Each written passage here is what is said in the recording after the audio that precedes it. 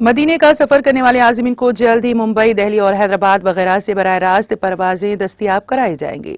अब तक मुंबई से मदीना जाने वाले आज़मीन को जिद्दा के लिए परवाजें बुक करानी पड़ती हैं और फिर ट्रेनों के जरिए सफर करना पड़ता है।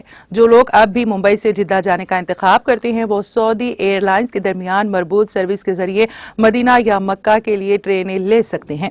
वाज़ेह है कि Haramain high speed railway Saudi tourism authority ने मुंबई में इसकी इत्तला दी। भारत एशिया पैसिफिक खित्ते में सऊदी अरब की तीसरी सबसे बड़ी मनबा मार्केट है, जहां 2023 में अब तक 1.8 मिलियन ज़ायरीन हैं। 1.88 मिलियन से ज्यादा हिंदुस्तानी गैर मुल्की सऊदी अरब में रहते हैं या काम करते हैं। 2030 तक सऊदी अरब में सालाना 7.5 मिलियन हिंदुस्तानी ज़ायरीन की आमद मुतवक्की है। एक टूर ऑपरेटर खालिद खेड़ौर ने कहा है कि 1 घंटे में उम्रा वीज़े जारी करने की इजाज़त दी जाएगी। ये सफ़र को बगैर किसी रुकावट के बनाएगा और सयाहत को मदद देगा।